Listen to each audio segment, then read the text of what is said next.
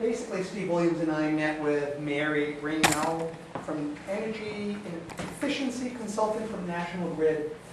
She had time to go over each and every one of the audits for the town buildings and the school buildings, and we were just looking for ways that they could expand and offer some incentives for the town.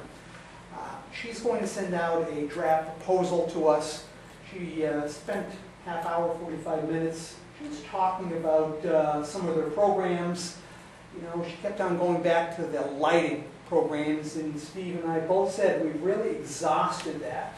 We're really looking for other areas. She has been filtering some information to us. We're really interested in one of the things that was a red flag was the retro commissioning for the, let me see, the fire department building, fire station, and for the high school. It would be a special program where we would write the grant and they would give us some options, probably a 30 to 50% reimbursement for something like that. So I have been in touch with the consultant that we've worked with. She is a consultant from the Auburn area. And our controls people is who we want to spend all the time with because they've been doing the work at the high school for the last 8 years under a contract. And I asked Steve if it was okay with him if we brought them also to look at the fire station. And he said yes. So there's one of the areas we're looking at. That was probably the best option she had to offer. Steve asked about you know, some of the insulation issues he's had, some of the window issues he has. And there really isn't anything out there for us that National Grid will sponsor. Well, the important thing is she knows that we have these issues. So Correct. when programs develop or change, then, you know, she'll be thinking about Belchertown. So that, Good point. that's, you can't expect everything at once. One of the issues that she stated is funds have basically been depleted by National Grid for this year. Yeah. Funding will become available again January 1st.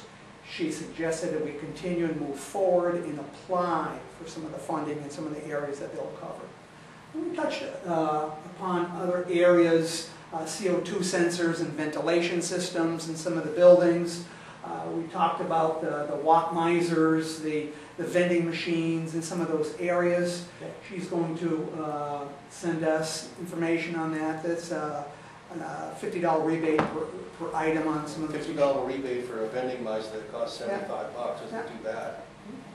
So a lot of areas like that. A lot of savings on those things, right? Yeah. They're It's a phenomenal. no-brainer. Oh, yeah. A lot of it is a no-brainer, and actually Steve and I and Dave Clegg just finished our BOC class building operator certification on Wednesday, yesterday.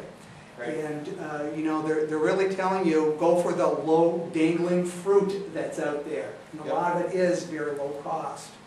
So I got that certification a couple of years ago. It's a Did you? good program, isn't it? It is. Yep. It is. A lot of the concern is, you know, that time element. And to implement a lot of these things is a concern with Steve and I also. Yeah. You know, we know you're going to save money, but you're still trying to operate a school and, you know, the town buildings and roads, so it's difficult. So it's going to be picking and choosing the projects we want to concentrate on. Well, see, the important thing for DOER is to know that towns are actually following through with the audits and actually at least talking to the proper utility. You know, that's important. We don't want to just spend this money, have all these audits done, have them sit in the back of your desk somewhere. Right? So this is a good first step, absolutely. And it really is a blueprint. Yes. You know, regardless of if we decide to take some of these items forward next year through the budget cycle, if we can't take them any other direction. We also had talked about briefly at the last meeting the Pioneer Valley Planning Commission and the ESCO that they're moving forward with. If you remember, we talked about moving forward with that. Yep. That's starting to roll. And we have to provide information to them by next Monday. If the buildings have all been audited, that's the first step. There's going to be a meeting, I believe, in October sometime to bring everybody up to speed in regards to that. Great. So we're looking at different avenues, because we know how budgets are. Yep. And if there's a way of funding some of these items, through stimulus funding, through the ESCO, through a town budget, whatever way we can move forward to be able to accomplish our goals here. That's great. That's great. One of the, you and I obviously spoke, and I knew a lot of this, but it was great for everyone else to hear this and know that at least we're going in the right direction.